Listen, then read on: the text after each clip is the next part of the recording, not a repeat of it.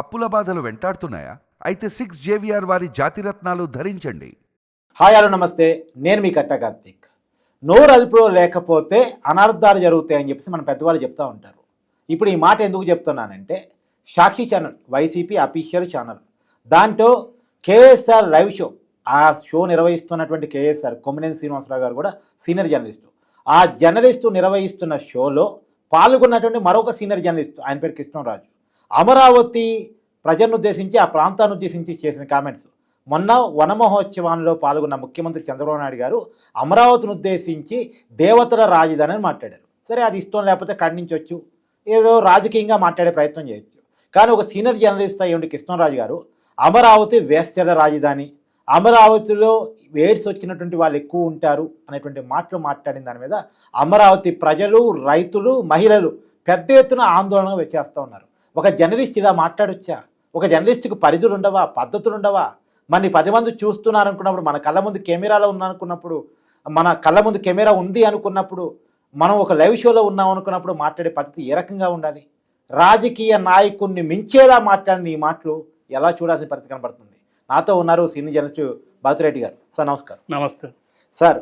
ఒక senior journalist, అందులోనూ పెద్ద చర్చా కార్యక్రమం శాటిలైట్ ఛానల్, ఆ లైవ్ షోలో వేలాది మంది చూస్తుండగా అమరావతిని ఉద్దేశించి అనాల్సిన అవసరం లేదు, అమరావతి ప్రజలను ఉద్దేశించి చేసిన కామెంట్స్, మహిళలు అంటే అమరావతి వేశ్యల రాజధాని అంటే అక్కడ మహిళలు ఎంత ఈజీ ఫీల్ అయ్యి ఉంటారు, తర్వాత అక్కడ ఎయిడ్స్ వచ్చిన వాళ్ళు ఎక్కువ ఉంటారట, ఈ కామెంట్స్ ఎలా చూడాలి? మీరు ముందుగా చెప్తూ నోరు అదుపులో ఉండాలని చెప్పారు. వీపు ఎప్పుడు హెచ్చరిస్తూ ఉంటుందట. నువ్వు నోరు అదుపులో పెట్టుకోకపోతే నా వీపు పగులుతుందని హెచ్చరిస్తుంటుందంట.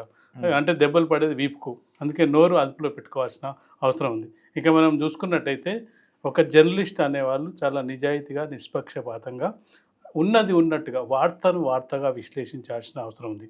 దాన్ని నీ సొంత కవిత్వం సొంతంగా రాయాల్సిన, అట్లాంటప్పుడు రాజకీయాల్లోకి వెళ్ళి రాజకీయాల్లో వైసీపీ పార్టీ తరఫున ఏది మాట్లాడినా అది అవతల పార్టీ వాళ్ళు ఖండిస్తూ ఉంటారు, వాళ్ళు కౌంటర్లు వేస్తుంటారు.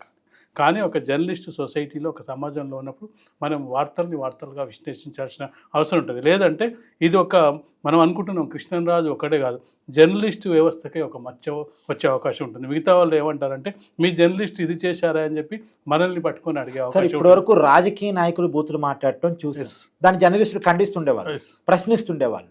సరే, ప్రభుత్వాలు తప్పులు చేస్తుంటే, పార్టీలు తప్పులు చేస్తుంటే వాటిని క్వశ్చన్ చేసే పవర్ మనకు ఉంటా ఉంటుంది. అలాంటి అంటే ప్రజలంతా మన వైపు చూస్తుంటారు, ఈ జర్నలిస్ట్ మాట్లాడతాడు, ఈ జర్నలిస్ట్ ప్రశ్నిస్తాడు, ఈ జర్నలిస్ట్ విశ్లేషణ చేస్తాడు, సత్యాన్ని మనకు చెప్తాడు, ఒక వార్తలో ఉన్నటువంటి వాస్తవాన్ని మనకు చెప్తాడని చెప్పేసి. అంటే మీరు రాజకీయాలను చూస్తున్నారు, సీనియర్ జర్నలిస్ట్గా ఉన్నారు, అనేక మంది జర్నలిస్టులను మీరు చూస్తుంటారు. కానీ ఇప్పుడున్నటువంటి జర్నలిజం న్యూట్రాలిటీ పోయి పార్టీలకు అనుకూలంగా మారారు. సరే, అంతవరకు ఆగిపోయిందా అంటే పార్టీల కోసం చొక్కాలు చెప్పుకునే స్థాయికి వెళ్ళారు. ఎట్లా చూడాలి? అసలు కార్యకర్తలకు మించిపోయారు. కార్యకర్తలే చొక్కాలు చింపుకుంటారు, పార్టీ తరఫున పోరాడుతుంటారు, పార్టీకి అనుకూలంగా మాట్లాడుతుంటారు.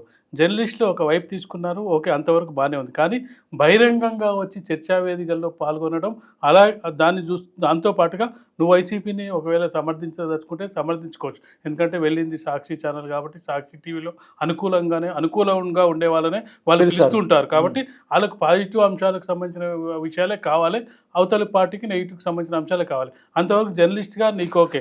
కానీ ఒక ప్రజలని, ఒక రాజధానిని, దీన్ని ఉద్దేశించి మాట్లాడడం అయితే అది క్షమించాలి. రాజధాని ఉద్దేశించి ప్రజలను ఉద్దేశించి మాట్లాడడం అయితే, ప్రజలు ఒకటి రాజధాని, రెండు ప్రజలు. ఒక అమరావతి అనేది చంద్రబాబు నాయుడు గతంలో అమరావతి పేరు పెట్టడానికి ఇంద్రుడు పాలించిన నగరం పేరు అమరావతి కాబట్టి దాన్ని మనం పెట్టుకుంటున్నాం. ఎలాంటి కాంట్రవర్సీలు లేకుండా ఎవరి పేరు పెట్టినట్టయితే దానికి కాంట్రవర్సీలు వస్తాయి. అమరావతి పెట్టినట్టయితే దేవతల రాజధాని కాబట్టి ఆ ఉద్దేశంతో దేవతల రాజధాని చెప్పడం. దానికి ఒక పూర్వ చరిత్ర ఉంది. ఆ దేవతల రాజధాని అమరావతి కాబట్టి మనం అమరావతి పెట్టుకుంటున్నాం అని చెప్పి దాన్ని ఎక్స్ప్లెనేషన్ ఇవ్వడం జరిగింది. అందుకోసం దాన్ని దేవతల రాజధాని అని చెప్పి చెప్పడం జరిగింది. సరే, నీకు ఇష్టం లేకపోతే దేవతల రాజధాని కాదని చెప్పే అవకాశం ఉండదు. కానీ వేశ్యల రాజధాని, అలాగే ఆ ఎయిడ్స్ వాళ్ళు అక్కడ ఉంటారంటే అక్కడ ఉన్నారు అంటే ఉన్న మహిళలు కానీ మిగతా వాళ్ళు కానీ ఏ విధంగా స్పందిస్తారనే స్పృహ అనేది ఖచ్చితంగా జర్నలిస్టులకు ఉండాలి. జర్నలిస్ట్ సొసైటీ, జర్నలిస్ట్ సమాజమే ఇప్పుడు తలదించుకునే స్థితిలో ఉందని చెప్పొచ్చు. ఎందుకంటే ఒక వ్యక్తి కాదు, జర్నలిస్టులను అందరినీ కూడా ఒకే ఘాటన కట్టే అవకాశం ఉంటుంది. మనం అనుకుంటే ఒక జర్నలిస్టే ఈ విధంగా చేశాడని మనం అనుకుంటాం. కానీ మిగతా జర్నలిస్టులు అందరూ కూడా దీనికి ఎక్స్ప్లెనేషన్ ఇవ్వాల్సిన అవసరం ఉంటుంది. మీ జర్నలిస్ట్ ఏందా ఇట్లా మాట్లాడినారు, రాజకీయ నాయకులు నాయకులుగా మీకు మీకు సంబంధం లేదా, మీరు ఖండించలేదా? ఏదైనా మీకు ఏదైనా ఆపద వచ్చినప్పుడు జర్నలిస్ట్ సంఘాలు అన్నీ కూడా వచ్చి ప్రభుత్వానికి వ్యతిరేకంగానో లేకపోతే మాకు అన్యాయం జరుగుతుంది, మా జర్నలిస్ట్ను కొట్టారో లేకపోతే కెమెరా లాక్కున్నారో ఇన్ని మీరు చేస్తున్నప్పుడు మరి ఒక జర్నలిస్ట్ ఉండి ఇలాంటి పదాలు ప్రజలను ఉద్దేశించి మాట్లాడినప్పుడు ప్రజల్లో జర్నలిస్ట్ పట్ల గౌరవాన్ని గౌరవం తగ్గించే విధంగా ఉంటుంది. ఈ విధంగా చూసినప్పుడు మీ జర్నలిస్ట్ సంఘాలు ఏం ఖండించవా అనే అవకాశం కూడా ఉంటుంది. సార్ ఇంకొక మాట కూడా చెప్పండి, ఒకప్పుడు కూడా జర్నలిస్టుల మధ్య రాజకీయ వైరుధ్యాలు ఉండే, కానీ సిద్ధాంతపరంగా ఉండే. కొంతమంది లెఫ్టిజాన్ని కొంతమంది రైటిజాన్ని సపోర్ట్ చేస్తూ ఉండేవాళ్ళు. అంటే ఒకరు జాతీయవాదాన్ని ఇంకొకరేమో కమ్యూనిజాన్ని సపోర్ట్ చేస్తూ ఉండేవాళ్ళు.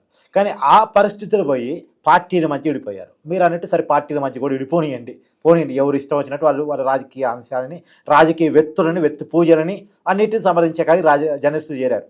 కానీ ఇందాక మనం చెప్పుకున్నట్టు చొక్కాలు చెప్పుకొని ఇష్టం వచ్చిన భాష, రాజకీయ నాయకుల కంటే ఘోరమైన భాష మాట్లాడటాన్ని ఎట్లా చూడాలి సార్?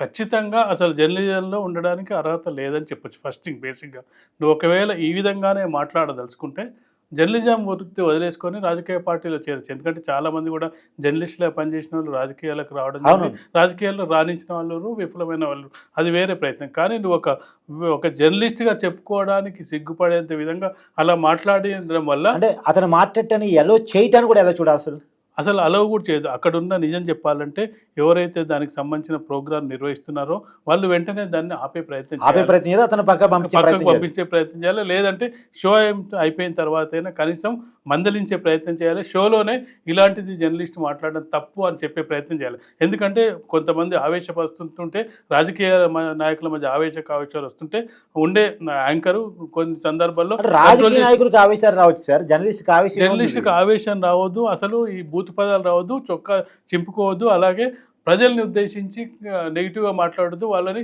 దూషణ పర్వం చేయొద్దు, వాళ్ళని ఈ విధంగా వాళ్ళ మనసు అట్టే విధంగా అసలు మాట్లాడొద్దు. అసలు ఏ విధంగా చూసినా ఆ కృష్ణరాజు అనే వ్యక్తి చేసినది ఏ విధంగా చూసినా పూర్తి స్థాయిలో జర్నలిస్టు సొసైటీ అంతా ఖండించాల్సిన అంశంగా మనం చూడొచ్చు. దాంతోపాటుగా చూసినట్టయితే అతని మీద కేసులు పెట్టే అవకాశం కూడా ఉంది మహిళలు. ఎందుకంటే ఒక్కరిని ఉద్దేశించి కాదు, అమరావతికి సంబంధించిన పూర్తి మహిళలను ఉద్దేశించి చేసిన అది వ్యాఖ్య.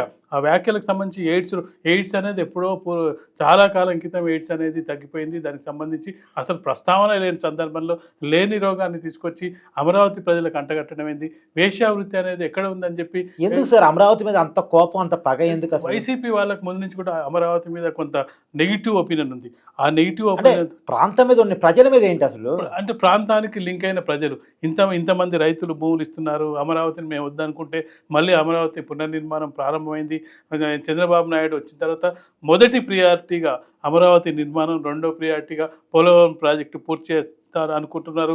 మరొక వైపు ఇటీవల కాలంలో చూసుకున్నట్లయితే అమరావతి ఎప్పటికీ రాజధాని చెప్పి అసెంబ్లీ తీర్మానం చేయడం జరిగింది. ఈ అసెంబ్లీ తీర్మానాన్ని సెంట్రల్ గవర్నమెంట్కి పంపడం జరిగింది. ఎందుకంటే మరొకసారి వేరే వాళ్ళు అధికారంలోకి వచ్చినా ఇక ఆ తీర్మానం అనేది వీగిపోకుండా ఉండడానికి చట్టంలో చేర్చమని చెప్పి చెప్పడం జరిగింది. చట్టంలో చేర్చడం ద్వారా నెక్స్ట్ వీళ్ళు ఒకవేళ మార్చాలనుకున్న ఒకవేళ అధికారంలో వచ్చి అది పార్లమెంట్కి అప్పచెప్పారు కాబట్టి ఖచ్చితంగా అది మారదు.